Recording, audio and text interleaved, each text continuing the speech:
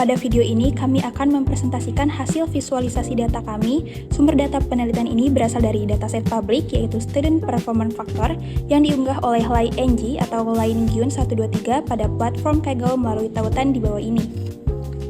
Video ini dibuat sebagai bagian dari ujian akhir semester mata kuliah visualisasi data oleh Miss Febria Anjara, SST MIT. Sebelum memasuki video pembahasan, izinkan kami memperkenalkan diri terlebih dahulu. Saya Terbusi Ramawati dengan NIM 09-2024 09-0015. Saya Naura Fendowsi dengan NIM 09-2024 09-0257. Visualisasi ini membahas berbagai faktor yang berkaitan dengan performa akademik siswa yang direpresentasikan melalui nilai ujian. Namun, nilai ujian tidak berdiri sendiri, melainkan dipengaruhi oleh banyak aspek yang saling berhubungan. Berdasarkan berbagai penelitian pendidikan, faktor seperti kehadiran, jam belajar, jam tidur, motivasi belajar, serta kualitas guru memiliki keterkaitan dengan capaian akademik siswa. Selain itu, faktor lingkungan keluarga dan sekolah juga berperan dalam membentuk pengalaman belajar siswa. Faktor pendukung lain seperti latar belakang ekonomi keluarga, akses terhadap sumber belajar, tutoring, hingga partisipasi ekstrakurikuler juga menunjukkan pola yang menarik ketika dianalisis. Tujuan dari analisis data ini adalah untuk mengetahui faktor-faktor yang berkaitan dengan performa akademik siswa, khususnya nilai ujian melalui pendekatan visualisasi data. Selanjutnya, kami akan menjelaskan setiap visualisasi yang terdapat dalam sheet. Penjelasan akan disampaikan secara bertahap sesuai dengan urutan sheet. Nah, sekarang kita masuk ke visualisasi pertama, yaitu student distribution by school type. Nah, di grafik ini kita mau lihat nih, berapa banyak sih siswa yang sekolah di public atau sekolah di private. Di sini school type dibagi menjadi dua, yaitu public dan private. Lalu kita pakai count of exam score untuk mempresentasikan jumlah siswa karena satu siswa mempunyai satu nilai ujian. Kalau kita lihat hasilnya, sekolah publik mendominasi dengan sekitar 69,59%, sementara sekolah private sekitar 30,41% dari total siswa. Visualisasi ini juga dilengkapi dengan filter family income dan gender. Filter ini dipakai untuk melihat apakah latar belakang ekonomi keluarga atau jenis kelamin mempengaruhi jenis sekolah. Misalnya nih, kita bisa cek apakah siswa dengan family income tinggi lebih banyak di sekolah private atau apakah laki-laki dan perempuan punya pola pikir yang berbeda. Namun dari hasil eksplorasi data, terlihat bahwa apapun kategori family income low, medium maupun high, dan baik gender male ataupun female, jumlah siswa tetap didominasi oleh sekolah publik. Jadi, bisa disimpulkan nih bahwa sekolah publik menjadi pilihan utama siswa dalam dataset ini, terlepas dari perbedaan latar belakang ekonomi maupun gender. Lanjut ke visualisasi data kedua, yaitu motivation level. Di sini kita mau lihat latar belakang internal siswa, khususnya tingkat motivasi belajar mereka. Motivation level di dataset ini dibagi jadi 3 kategori, yaitu low, medium, dan high. Dari visualisasi yang ditampilkan, terlihat kalau mayoritas siswa berada di tingkat motivasi medium. Jumlahnya cukup dominan, yaitu sekitar 50,72%. Artinya, sebagian besar siswa punya motivasi belajar yang cukup stabil, tapi belum bisa dibilang sangat tinggi. Selanjutnya ada siswa dengan motivasi low, yaitu sekitar 29,32%, dan yang paling sedikit adalah siswa dengan motivasi high, yaitu sekitar 19,96%. Dari sini bisa disimpulkan bahwa kondisi motivasi siswa dalam dataset ini cenderung berada di level menengah, bukan ekstrem rendah atau tinggi. Visualisasi ini membantu kita memahami gambaran umum motivasi siswa sebelum melihat faktor-faktor lain yang lebih spesifik. Selanjutnya kita masuk ke sheet ketiga, yaitu top predictor variables. Nah, di bagian ini kita menampilkan rata-rata beberapa variabel yang sering dianggap penting dalam dunia pendidikan. Variabel yang ditampilkan antara lain ada attendance, previous score, exam score, hour study, sleep hour, physical activity, dan tutoring session. Semua variabel ini ditampilkan dalam bentuk nilai rata-rata untuk melihat gambaran umum kondisi siswa dalam dataset. Dari visualisasi ini, terlihat bahwa attendance memiliki nilai rata-rata tertinggi, yaitu sekitar 79,98, disusul oleh previous score sebesar 75,07 dan exam score sebesar 67,24. Sementara itu, variabel lain seperti durasi belajar, jam tidur, aktivitas fisik, dan tutoring session memiliki nilai rata-rata lebih rendah dibandingkan 3 variabel utama tadi. Nah, dari variabel-variabel ini memang sering dibahas dalam penelitian pendidikan. Beberapa studi internasional menunjukkan bahwa kehadiran siswa, capaian akademik sebelumnya, dan keterlibatan belajar merupakan faktor yang konsisten muncul dalam analisis performa siswa. Misalnya penelitian oleh OECD dan beberapa jurnal pendidikan internasional menekankan bahwa attendance dan previous academic performance sering digunakan sebagai indikator penting dalam memahami kondisi belajar siswa. Karena itu, visualisasi ini membantu kita melihat bagaimana posisi masing-masing faktor tersebut secara umum, dengan menampilkan semuanya dalam satu grafik. Jadi, kita punya gambaran awal tentang faktor-faktor mana yang paling menonjol dalam konteks pendidikan ini. Secara keseluruhan, sheet ini memberikan ringkasan faktor-faktor utama yang sering muncul dalam pembahasan performa siswa, dengan attendance dan previous score sebagai variabel yang paling dominan secara rata-rata. Selanjutnya kita masuk ke sheet 4, yaitu average exam score by peer influence. Di sini kita melihat bagaimana pengaruh lingkungan pertemanan siswa dibagi menjadi negatif, netral, dan positif dengan rata-rata nilai ujian.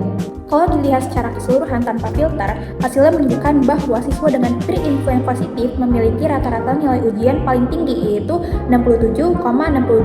Sementara itu, peer influence netral berada di 67,20 dan peer influence negatif menjadi paling rendah, yaitu 66,56. Ini menunjukkan bahwa lingkungan pertemanan yang positif cenderung berkaitan dengan nilai ujian yang lebih baik dibandingkan dengan lingkungan pertemanan yang netral atau negatif. Selain itu, pada visualisasi ini juga ditambahkan filter parental involvement. Filter ini digunakan karena keterlibatan orang tua seringkali berperan dalam mengawasi lingkungan pergaulan anak, termasuk dengan siapa anak berteman. Ketika parental involvement difilter ke tingkat high, rata-rata nilai ujian pada kategori peer influence positif meningkat menjadi 68,38%, lebih tinggi dibandingkan dengan kondisi keseluruhan. Sebaliknya, ketika tingkat keterlibatan orang tua berada pada kategori medium atau low, rata-rata nilai ujian cenderung lebih rendah dibandingkan kondisi dengan keterlibatan orang tua yang tinggi. Dari visualisasi ini, dapat dilihat bahwa lingkungan pertemanan yang positif, terutama ketika didukung oleh keterlibatan orang tua yang tinggi, berkaitan dengan capaian nilai ujian yang lebih baik. Hal ini menunjukkan bahwa faktor sosial dan keluarga sama-sama berperan dalam performa akademik siswa. Selanjutnya kita masuk ke visualisasi kelima, yaitu relation of exam score with sleep hours and hour study. Nah, pada grafik ini kami menampilkan hubungan antara nilai ujian dengan dua variabel, yaitu jam tidur dan jam belajar siswa. Visualisasi ini menggunakan line chart untuk membandingkan pola nilai ujian terhadap jam tidur dan jam belajar. Selain itu, tersedia filter previous score dan exam score yang memungkinkan analisis difokuskan pada rentang nilai tertentu, misalnya hanya siswa dengan nilai di atas 70. Nah, dari grafik ini terlihat nih bahwa hubungan antara jam tidur, jam belajar, dan nilai ujian itu tidak selalu membentuk pola yang linear. Terdapat siswa dengan jam tidur relatif singkat memperoleh nilai ujian yang tinggi. Ada juga siswa dengan jam tidur lebih panjang dan jam belajar lebih singkat, tapi tetap mampu mencapai nilai ujian yang tinggi. Hal ini menunjukkan bahwa setiap siswa memiliki kondisi dan strategi belajar yang berbeda. Nah, pola garis yang cenderung naik turun menggambarkan bahwa jam tidur dan jam belajar bukan satu-satunya faktor penentu nilai ujian. Faktor individu seperti efektivitas belajar, kondisi fisik, dan kemampuan akademik juga berperan. Dengan demikian, visualisasi ini memberikan gambaran bahwa keseimbangan antara waktu istirahat dan waktu belajar bersifat relatif dan tidak digeneralisasikan untuk semua siswa. Selanjutnya kita masuk ke sheet 6, yaitu exam score by teacher quality. Di visualisasi ini, kita ingin melihat bagaimana kualitas guru berhubungan dengan nilai ujian siswa. Di sini, teacher quality dibagi menjadi 3 kategori, yaitu low, medium, dan high, lalu dibandingkan dengan rata-rata nilai ujian. Hasil awalnya itu menunjukkan bahwa teacher quality tinggi memiliki rata-rata nilai ujian tertinggi, yaitu sekitar 67,68, dibandingkan medium 67,11 dan low 66,75. Visualisasi ini juga dilengkapi dengan 2 filter, yaitu motivation level dan school time. Filter motivation level digunakan karena kualitas guru yang baik biasanya membuat siswa lebih termotivasi untuk belajar. Sedangkan school type berkaitan dengan perbedaan lingkungan dan sistem sekolah. Ketika filter motivation level diatur ke high, nilai rata-rata pada teacher quality tinggi meningkat menjadi sekitar 68,28. Ini menunjukkan bahwa kombinasi guru berkualitas dan motivasi belajar yang tinggi berkaitan dengan hasil ujian yang lebih baik. Kemudian, saat filter school type diubah, terlihat bahwa pada teacher quality yang tinggi, sekolah publik mencatat rata-rata nilai lebih tinggi, yaitu sekitar 68,39, sedangkan sekolah private yang berada di angka 67,95. Secara keseluruhan, visualisasi ini menunjukkan bahwa teacher quality berperan penting terhadap nilai ujian, dan pengaruh tersebut menjadi lebih kuat ketika didukung oleh motivasi belajar siswa dan konteks sekolah. Artinya, kualitas guru tidak berdiri sendiri, tetapi bekerja bersama faktor internal dan lingkungan siswa. Selanjutnya kita masuk ke C7, yaitu tutoring participation across family income levels. Di visualisasi ini, kita ingin melihat nih berapa banyak sih siswa yang mengikuti tutoring session jika dilihat dari tingkat pendapatan keluarga. Pada grafik ini, family income dibagi menjadi 3, yaitu low, medium, dan high. Sementara ukuran digunakan adalah count of tutoring session. Hasilnya menunjukkan bahwa siswa dari keluarga dengan income low justru menjadi kelompok paling banyak mengikuti tutoring, yaitu sebanyak 2.672 siswa. Nah, angka ini lebih tinggi dibandingkan kelompok medium income dan high income, di mana kelompok high income justru paling sedikit, yaitu 1.269 siswa. Temuan ini cukup menarik karena biasanya tutoring sering diasosiasikan dengan keluarga yang berpenghasilan tinggi. Visualisasi ini juga dilengkapi dengan filter school type dan parental education level untuk melihat pola yang lebih spesifik. Ketika filter school type diterapkan, terlihat bahwa pada kelompok income low, siswa dari sekolah publik berjumlah lebih banyak, yaitu 1.863 siswa, dibandingkan sekolah privat yang berjumlah 833 siswa.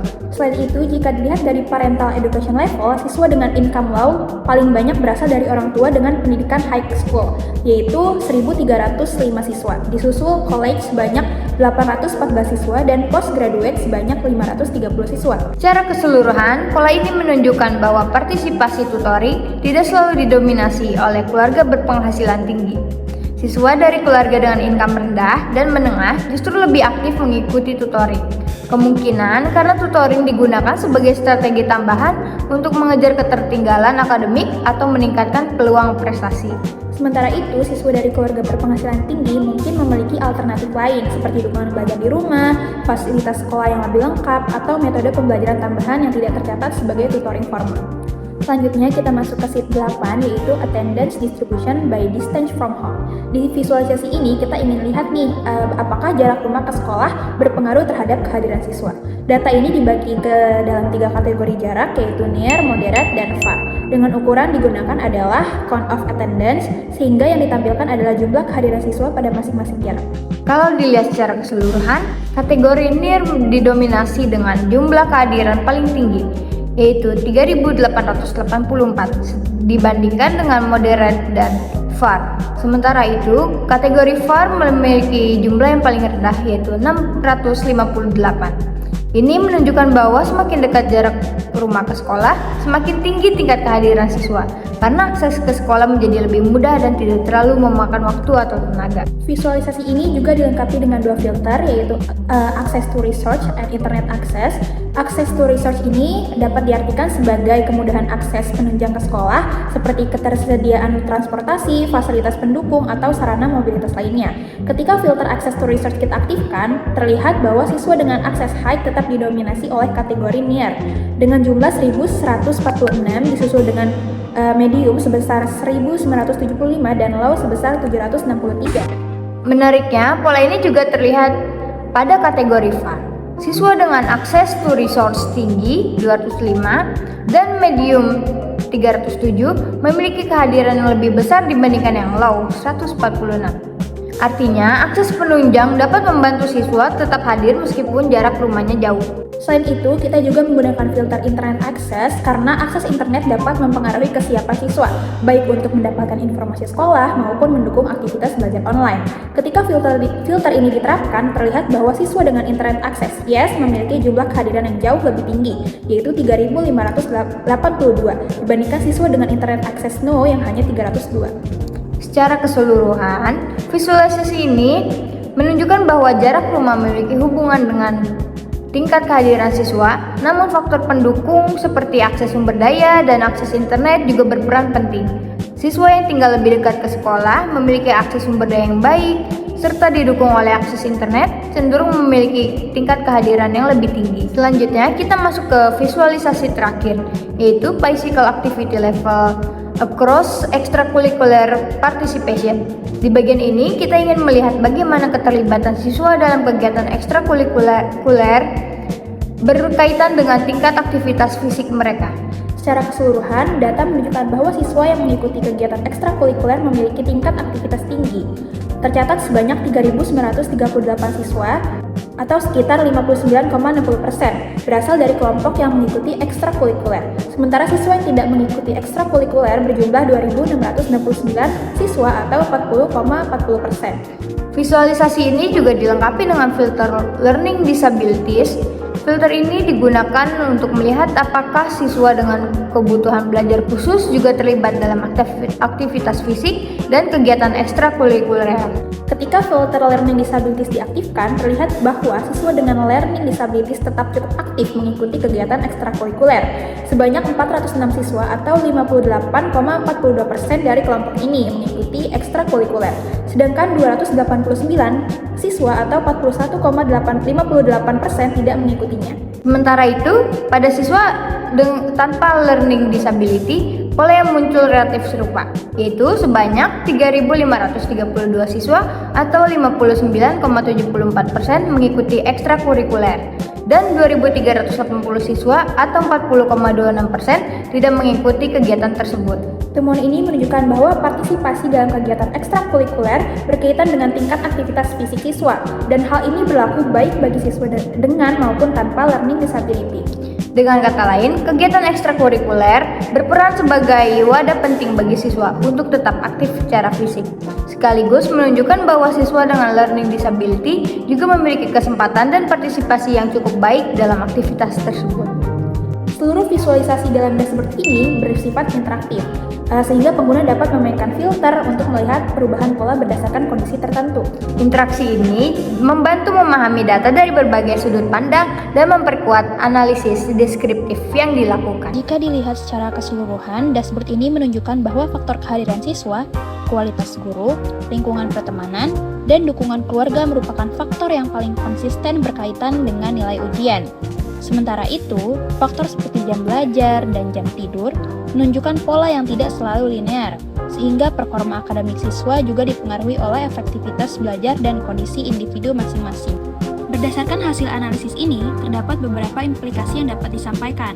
Yang pertama adalah sekolah dapat lebih memperhatikan tingkat kehadiran siswa sebagai indikator awal performa akademik. Yang kedua, lingkungan pertemanan yang positif serta keterlibatan orang tua perlu terus didukung karena berkaitan dengan capaian nilai yang lebih baik.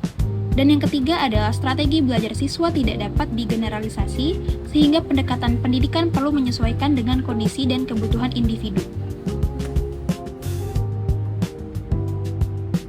Berdasarkan seluruh visualisasi yang telah ditampilkan, dapat disimpulkan bahwa performa akademik siswa dipengaruhi oleh banyak faktor yang saling berkaitan, seperti latar belakang keluarga, lingkungan sekolah, kualitas guru, motivasi belajar, serta kebiasaan siswa dalam belajar dan beraktivitas. Melalui pendekatan visualisasi data, pola dan perbedaan antar faktor tersebut dapat dilihat dengan jelas.